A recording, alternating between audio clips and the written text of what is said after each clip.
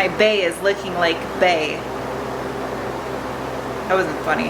This looks pretty good though.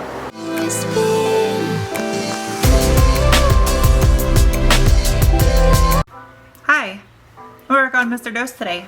All you new folk and you're wondering what a Mr. Dose is, up there, stuck to the wall, that's the last video where I worked on my Project 91 MR2 Turbo.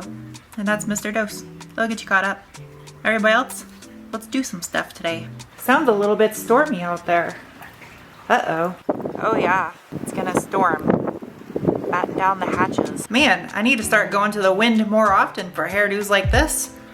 That's perfect. All right, let's make this bay look pretty.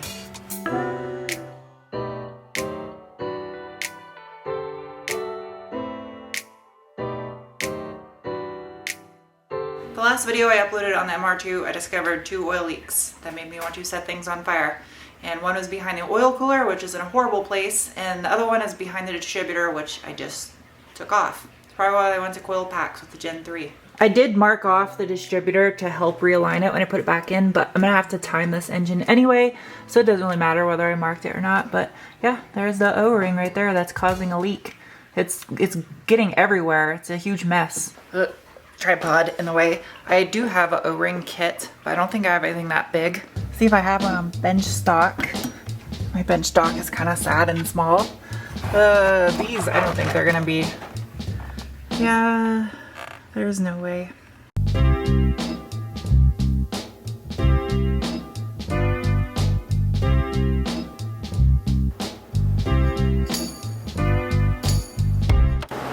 That is super dry rotted. It's like, it feels like wood. It's so dry. Bet you didn't know I mastered time travel. I went to the store and I got one. It's a little bit thicker of an O-ring, but they're the same diameter. I think it should still work. We shall see. Gloves. No glove, no love. All right, there we go. Oh yeah, that's nice. Yeah, I think the new O-ring will work. Okay, I'm gonna clean all this up.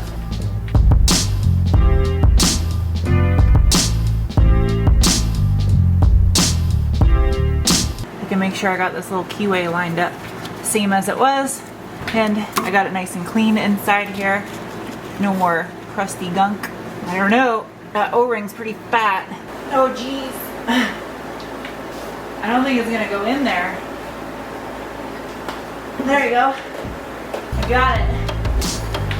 Got it. That's a tight seal. Oil leak number 1, complied with. Just gotta time the engine, but it's good. Hello, good morning. It's day 2 of this video. I'm doing a live stream in a little bit, in like 2 hours.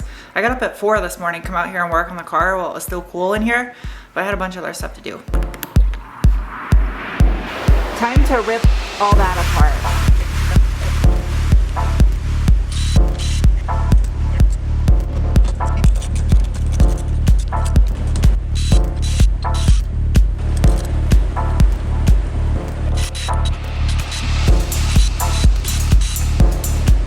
I don't want to make this car so it's not drivable, because it is drivable right now. So everything I do, I'm trying to do it where it can go back together and the car still stays drivable. But this hardware, you'd probably give Tommy F a heart attack if he saw how crusty this stuff is. I want to get the stuff zinc plated. I don't want to put it back on there, especially this, because it's already been cleaned on a wire wheel and it just looks like garbage. The factory hardware that holds this valve cover on are Phillips head screws. It's the stupidest design ever. There's another. Here's the OE hardware that holds the valve cover on. Yeah, it's Phillips head screws. This stupid design because they get stripped and rusty and it looks like garbage. And this is my new cap head Allen screw stainless hardware. New washers. But first, the silver valve cover has got to go. I'm not feeling it, especially with the polished aluminum X-brace and the polished piping. Got it, got it, got it.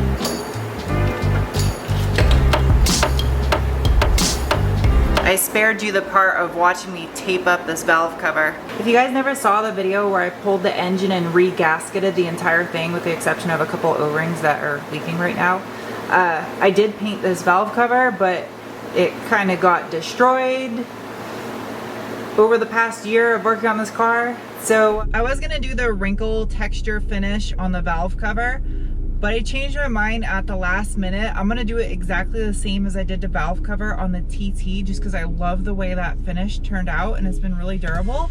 So I'm doing the semi-gloss black engine enamel. Scotch Brite. The benefit using that stuff too is I already got a good base coat of paint on here. I just got a couple scratches from when the engine was installed. So I just gotta scuff this thing and I can shoot a couple coats of black and I'll be good to go. Nice.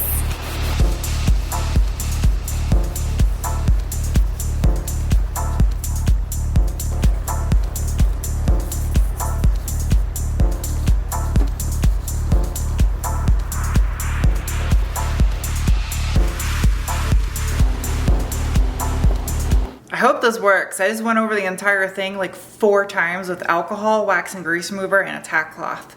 And I'm being photo bombed right now by a Siamese cat, I know. It's really windy, so I'm not taking my camera out there. I don't want to get paint on the camera. That's not too bad. It looks decent, good enough. If I'm gonna get this stuff zinc coated, I'm gonna try to get as much rust and corrosion off of it as possible now. I'll let this stuff sit overnight and hopefully it dissolves some of this rust. Morning. So Kyla and I, my new camera girl, were out filming some stuff for a car review this morning. And I'm putting it in this video because that's what happens in life. And we came out to the hill where I had found that deer leg in one of the car reviews. And there's half a deer leg next to the car. That's a fresh kill. That means I'm probably being hunted right now. I better get out of here. And look, 1 month later, there's still a deer leg out here on the side of the middle of nowhere. Shout out in the comment section below if you'd like to see Kyla in a video because she wants to learn how to drive a standard transmission. So I could teach her in like Sir Codsworth, the rally Focus, if you guys would like to see that. The vinegar didn't really do much of any good. The hardware still looks like crap. No rust, still looks like crap. I got a hold of a couple of zinc coaters in town to try to get this hardware zinc coated, but they're all 2 to 3 weeks turnaround time. That's not gonna work. It's amazing what $6 will get you at a hardware store. Almost exact replicas of the OE hardware. This one's a little bit longer. That's okay.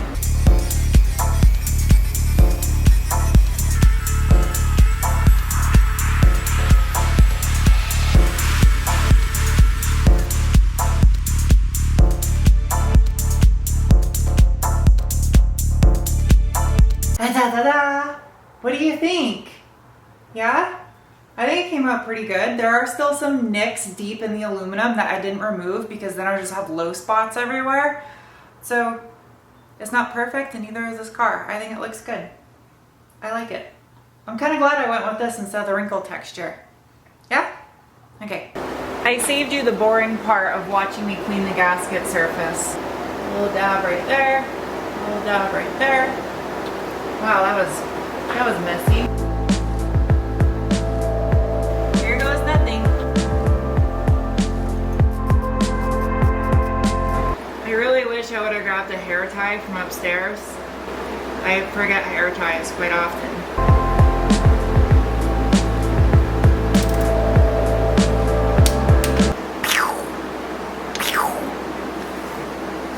I wanted to get the zinc coated, but then the inside would be, and that wouldn't work. And I can't really paint it because then it won't match the throttle body. I don't ever really want to take that intake manifold off, at least not with the engine in the car. I think it'll just stay as is until one day this car gets Gen 4 swapped or the engine gets fully built. This hose clamp looks like garbage. Yes, I have a New England accent on random words.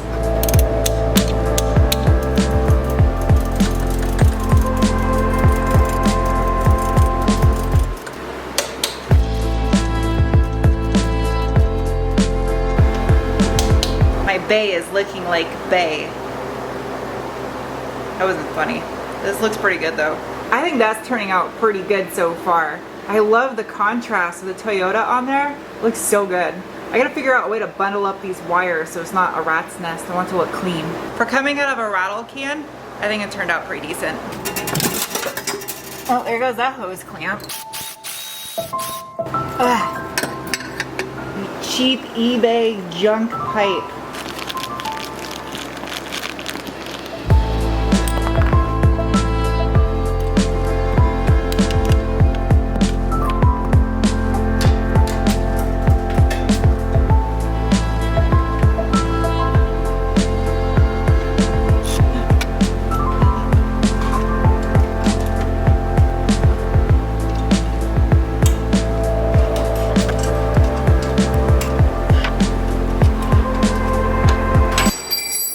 There's gonna be a day 4 in this video. Morning. It's day 4 in this video. Day 4. It's crazy. I just want to get this all done in one video for you guys. I was ahead on videos until now. Now I'm behind. But it's okay. We're gonna do this in one video and put in some work. Cut it. Cut it. Cut it. Yeah. That's what's up. There's really no easy way to get to this intercooler fan hardware. I just gotta suffer and try to do this. Oh, why? Why?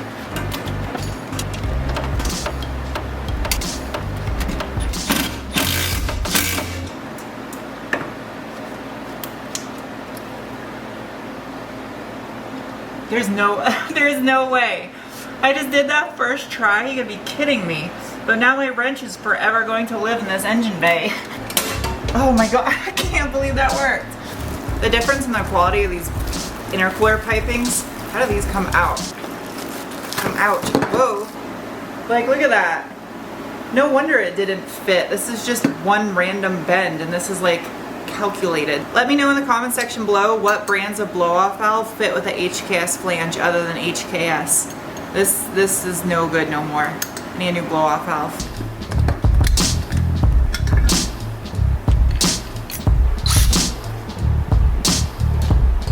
Can you tell where the end of the sloop is? There it is. It is a 10. You're a 10. I talk to myself. This is so awkward.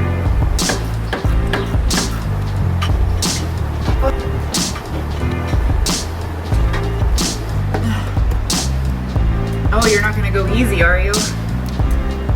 I see how it is.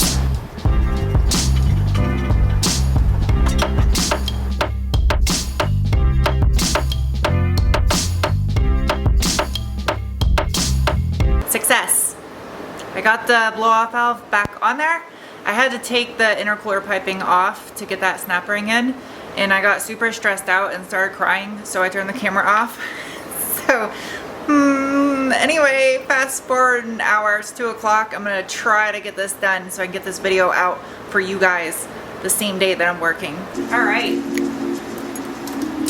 Will it fit? Oh, that's gonna be a treat.